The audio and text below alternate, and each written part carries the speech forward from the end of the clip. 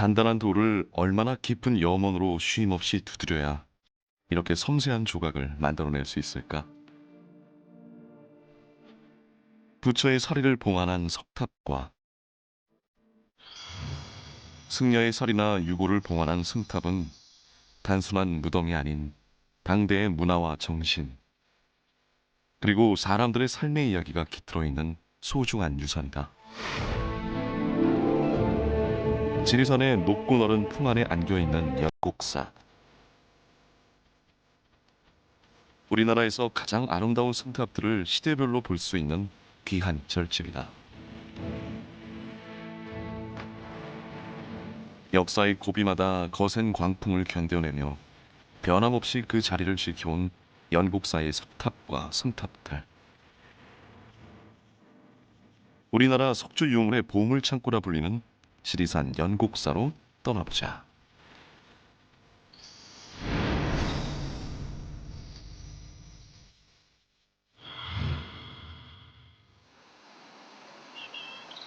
지리산 반야봉에서 시작된 맑은 물줄기가 흐르는 피아골.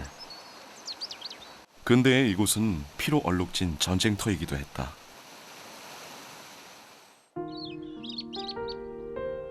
아름다움과 슬픔이 공존하는 피아골 초입에 자리한 연곡사. 오랜 역사에도 불구하고 사찰의 창건에 관한 최초의 기록은 20세기 이후에 쓰여진 것이 전부다. 일제 시기에 정만우 스님이 화엄사 사적을 만드는데 부록으로 연곡사 사적이라고 들어 있습니다. 거기에 따르면 연기조사가 연곡사를 창건했다고 하지요. 구례 화엄사에 있는 사사자 3층 석탑과 석등에 효행의 상징으로 묘사되어 있는 연기조사. 신라 진흥왕 때인 서기 6세기 불교를 전하기 위해 인도에서 건너온 승려로 알려져 있으며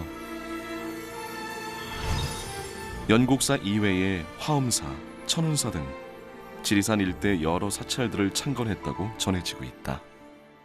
연곡사 사명은 한자로 연자가 상상의 동물, 연에서 비롯되어졌습니다. 인도 승려인 연기조사가 연이라는 동물을 타고 우리나라에 와서 화엄사를 또 연곡사를 창건한 걸로 돼 있어요. 그런데 1978년 경주 황룡사지에서 발견된 신라 화엄경 발문에 의하면 연기조사는 8세기의 실존 인물로 황룡사의 승려였다고 기록되어 있다. 만약 이 실제의 인물이 연곡사나 화엄사를 창건한 것이라면 연곡사의 창건 시기는 서기 8세기 중엽이 된다. 어쨌든 짧게 잡아도 1200년이 넘는 역사를 지닌 유서 깊은 사찰인 것만은 분명한 사실이다. 그러나 지금 연곡사 경내에 있는 모든 전각은 80년대 이후에 지어진 새 건물로 현재에도 활발하게 중창불사가 이루어지고 있다. 세월의 흔적이 사라진 연곡사, 대체 이 천년고찰에 무슨 일이 있었던 걸까? 임난 이후에 일본군들에 의해서 크게 한번 불이 났고, 또 1907년도 의병장이셨던 고광순 부대가 이곳에 자리를 잡게 돼서 마지막 일본군들과 게릴라전을 벌이는 그런 와중에 또 큰 불이 또 나게 됐고, 1950년대 약 3년에 걸친 이 피아골 전투 때에 국군에 의해서 또 불이 저질러졌던 그런 아픔이 있는 그런 사찰입니다. 지난 1993년 전남대 박물관에서 연곡사에 대한 시굴 조사를 진행했다. 이때 연곡사가 당했던 순환의 증거가 발견됐는데 세 차례에 걸친 축대, 축조 등이 바로 그것이었다. 두 차례의 화재가 일어난, 그래서 그 불탄 층이 이렇게 존재하는 것을 우리가 확인을 했는데, 난중 잠록이라는 그런 기록과 대한독립운동사에서 연곡사가 방화를 당해서 이렇게 불에 타버렸다라고 하는 그런 기록이 되어 있는데, 그 문헌 기록하고 아주 매우 가장 이제 조각이 섬세하고 또 각 조각마다 새겨져 있는 그 문양, 또 이런 것들이 정교하게 남아 있고, 화순 쌍봉사에 있는 철감선사 또 부도나 태안사에 있는 그 해철 국사 또 부도탑이나 동일한 장인 집단이 만들었지 않나 이런 생각이 듭니다. 거의 유사성이 많고 굉장히 정교한 면에 있어서는 거의 아마 동일 집단이 만들어졌다고 생각이 되는 그런 부도탑입니다. 네모난 바닥돌 위에 전형적인 팔각당 형태를 갖춘 동승탑. 기단에서부터 상륜부까지 아름답고 정교한 문양들로 가득 채워져 있는데 하대석의 맨 아랫단에는 구름에 휩싸인 용이 장식되어 있고 윗단에는 저마다 다른 자세를 취하고 있는 사자상이 강면에 새겨져 있다. 중대석에 도들새김된 팔부신중, 그리고 상대석 하단에 활짝 핀 연꽃무늬와 상단에 새겨진 극락의 새, 가릉빈가의 입체감 넘치는 모습도 보는 이의 감탄을 자아낸다. 한편 몸돌의 강면에는 자물쇠가 새겨진 문비 장식과 사천왕상 그리고 향로가 새겨져 있는데 여기엔 특별한 의미가 담겨 있다고 한다. 향로는 향을 사르는 공양 도구죠. 그래서 삿된 것을 물리치고 온 세상을 바르고 깨끗하게 하는 이제 그런 기능이 있습니다. 지붕돌 하나도 허투루 다르지 않은 동승탑. 기왓골과 석가래, 연꽃 모양의 막새까지 실제 지붕 모양을 그대로 축소시켜 정교하게 표현해 놓았다. 그래서 승탑 중의 승탑, 통일신라 시대 최고의 걸작이라 불리는 연곡사 동승탑. 그런데 일제강점기 때 순환을 당할 뻔한 일도 있었다고 한다. 1944년에 일본 동경대학교에서 연구 자료로 반출하려고 했던 시도가 진행되다가 아마 해방이 돼서 중지된 걸로 그렇게 알고 있습니다. 그 당시 이 피아골로 들어오는 진입로가 굉장히 좁았고 아마 몰래 가지고 가기가 아마 난감하지 않았나 싶습니다. 동승탑 앞에 자리한 동승탑비. 몸돌은 사라지고 귀부와 이수만 남아 비의 주인이 누구인지 알 길은 없다. 다만 동승탑과 탑비가 건립된 시기인 9세기, 당대 최고의 고승이자 연곡사의 중창주이기도 한 도선국사가 바로 이 탑과 비의 주인공이 아닐까 하는 주장이 오랫동안 제기되어 오고 있다. 아마 870년 이후에 등장하는 다른 승탑들이 좀 정형에서 많이 이렇게 흐트러져 있습니다. 아마 이것으로 미루어 적어도 연곡사의 동수탑은 양식상 870년은 넘어서지는 않을 것으로 이렇게 봅니다. 도선국사께서 돌아가신 연대가 898년으로 되기 때문에 한 30여 년이나 이렇게 괴리가 있기 때문에 분명하게 말하기는 어렵습니다. 네 발을 쭉 뻗은 채 납작 엎드려 있는 거북 모양의 몸통에 입에 여인수를 물고 있는 뿔난 용의 머리를 하고 있는 동승탑비.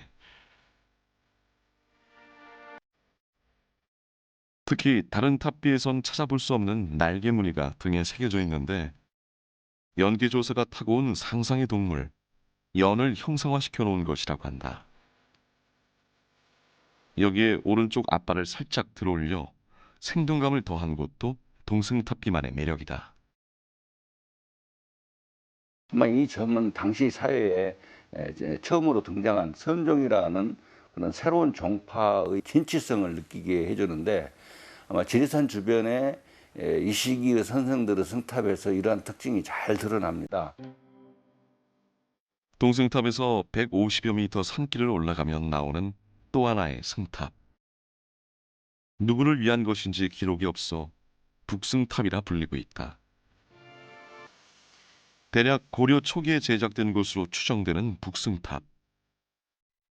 그런데 사용된 돌의 재질만 다를 뿐 앞선 시대의 것인 동승탑과 크기나 구조, 조각 형태가 거의 동일하다.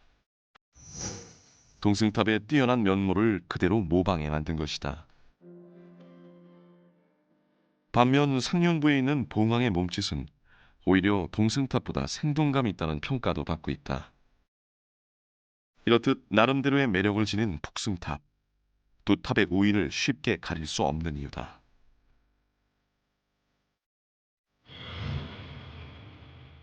경내 서북쪽 평지에 자리한 거대한 탑비. 고려 초의 승려, 현각선사의 탑비다. 이 탑비 역시 귀부와 이수만 남아있고 비문이 새겨진 몽돌은 사라진 상태다. 그런데 이수 부분을 만든 돌의 재질이 북승탑과 유사해 서로 연관성이 있을 것으로 추정되고 있다. 그 비문의 일부가 탁본으로 남아 있습니다. 약 250여 자 정도 되는 탁본이 남아 있고, 그걸 통해서 이제 이것이 979년에 만들어졌다. 현각선사 비다라고 하는 것이 알려져 있습니다.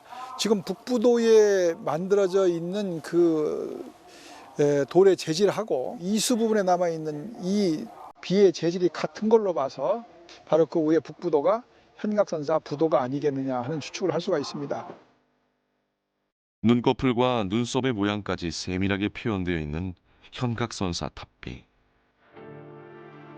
오른쪽 앞발을 살짝 들어 올린 동승탑비와는 반대로 왼쪽 앞발을 살짝 들어 역동적인 자세를 취하고 있다.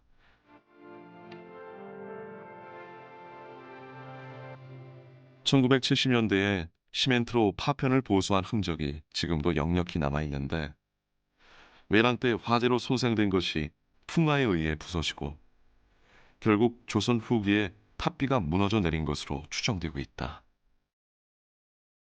1668년에 이후가 우리나라 금성 탁본을 그 연대순으로 엮은 그런 첩책이 하나 있어요. 그것이 이제 대동 금석사라고 하는데, 거기에는 이제 이 현각선사 탑비가 탁본 상태가 아주 깨끗한 것으로 수록이 되어 있어요. 그래서 아마 이 이유일 것 같고, 또 봉성지에 의하면 19세기 초반에 마침내 이렇게 깨트려지게 되었다라는 그런 기록이 있습니다. 그래서 아마 그 무렵이지 않을까 이렇게 생각이 됩니다. 연곡사에서 가까운 섬신강변. 이곳에 정유재란의 아픔을 간직한 유적이 있으니 바로 석주관성과 칠의사다.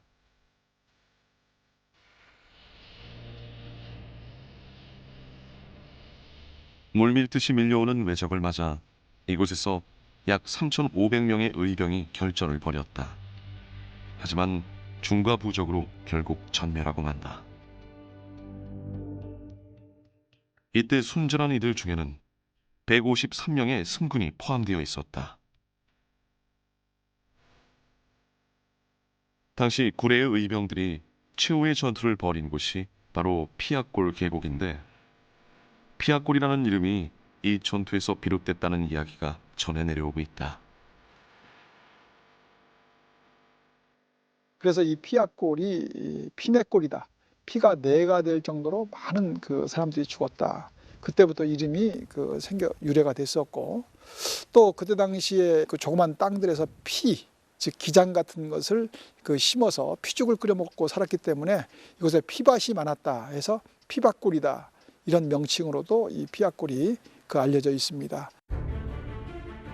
당시 왜군은 승병 활동에 대한 보복으로 지리산 일대의 사찰을 모조리 불태웠는데, 연곡사도 이때 화를 당했다.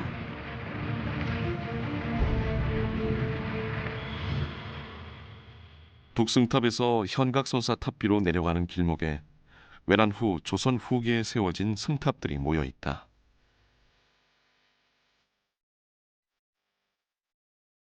이 중 가장 규모가 크고 빼어난 조형미를 자랑하는 승탑이 있으니 바로 전쟁으로 잿더미가 된 연곡사를 다시 일으켜 세운 소요대사 태능의 승탑이다.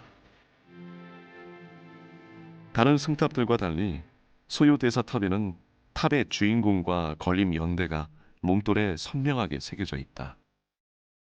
소요대사는 서산대사의 가장 그 수제자로서 이미 그 20대 때 많은 스님들 앞에서 이 큰 그 법석을 열었던 그 대선사시고, 임난 이후에 약 이곳 연곡사에서 400명의 스님들을 거느리고 와서 처음으로 지리산에서 처음으로 총림을 열었고, 소요 문파를 그 번성시킨 임난 이유를 대표하는 선승이라고 할 수 있겠습니다. 조선시대의 다른 석조 유물들처럼 화강암으로만 만들어진 소요대사탑. 기단의 각 단마다 연꽃 무늬를 새기고 그 위에 탑신을 받치도록 두툼한 괴임을 둔 것이 특징인데, 선명한 물길과 이전 시대에 비해 다소 투박해진 인왕성의 모습은 실용적이면서 소박한 조선시대 석조물의 미를 보여주고 있다.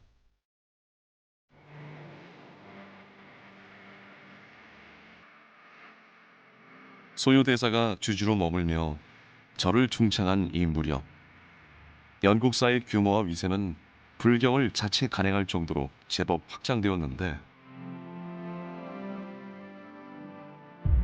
그 증거가 1655년 개판한 석가열의 성독이다. 이제 조선 후기에 가면 조선 전기에 비해서는 불교 자체를 좀 인정하고 불교를 좀 활용하려는 이런 방향인 것 같습니다. 그래서 잠옷 이제 불교가 활기를 띠게 지는데, 이때 절집에서 그 불교 강해를 위한 목판들이 다수 제작되어집니다. 연곡사에서도 이런 분위기에 그 짝을 해서 석가열의 성독이라고 하는 목판이 만들어졌습니다. 하지만 연국사는 영조 이후 폐사 일보 직전의 위기에 몰린다. 연국사를 또다시 곤경에 빠뜨린 건 무엇이었을까? 피악골 상류 민박촌 일대에 그 흔적이 지금도 남아있다. 한 민박집 아래쪽 계곡으로 내려가면 커다란 바위에 희미하게나마 새겨진 글씨가 보인다.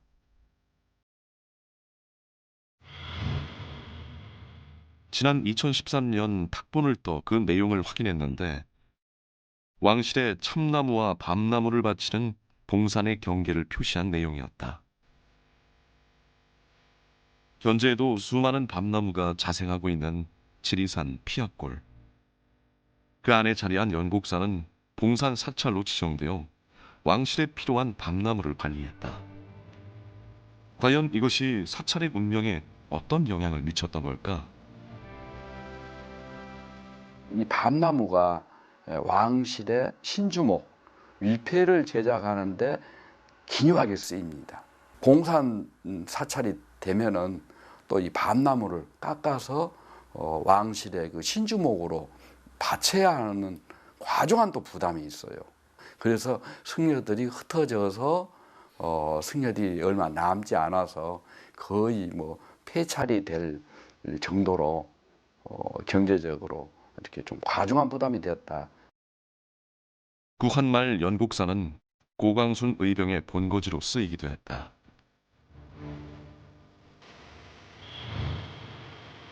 이에 대한 일본군의 보복으로 다시 한번 전소되고 마는 연곡사. 피악골 일대가 또다시 피로 물들었던 한국 전쟁 시기에도 사찰이 훼손되는 비운을 겪어야만 했다. 지리산에서 약 2만 2천 명 정도가 사망을 했고, 딱 11,000년에 걸쳐서 전투가 벌어졌다고 하는데, 이 연곡사가 이제 빨치산에 이제 본부가 되는 것을 또 이제 우려해서 국군이 아마 공습을 해서 아마 전부 소실 되어진 걸로 우리가 알고 있습니다. 법당의 남쪽 채마밭 한가운데 홀로 서서 이 모든 것을 묵묵히 지켜봤을 연곡사 3층 석탑. 높이 6m의 이 새하얀 석탑은 9세기에 만들어진 다른 3층 석탑들과 달리 이중 기단이 아닌 여러 개의 석재로 만든 3중 기단인 점이 독특한데, 보통 5단인 옥계석의 받침이 4개로 줄어든 것도 특이한 점으로 꼽힌다.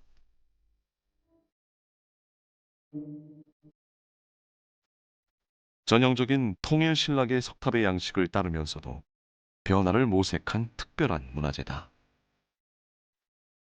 경주 중심의 통신라 사회가 어떻게 하면은 한반도를 사상적으로 통일할 건가, 이걸 고민하는 거예요.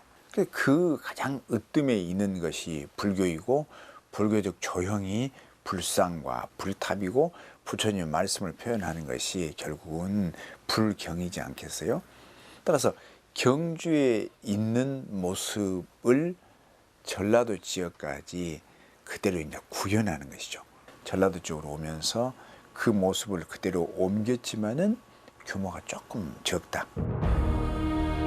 역사의 거친 소용돌이 속에서 숱한 고난을 겪은 연곡사. 전란으로 폐허가 된 절을 다시 일으켜 세우길 반복하는 동안에도 석조 유물들만은 굳건히 남아 천년 고찰의 명맥을 지켜왔다. 옛 장인들이 지극한 불심으로 깎고 다듬어 완성시킨 우리의 아름다운 석조 유물들. 순환의 세월을 묵묵히 견뎌낸 연곡사의 석조 문화재는 남도의 소중한 보물이다.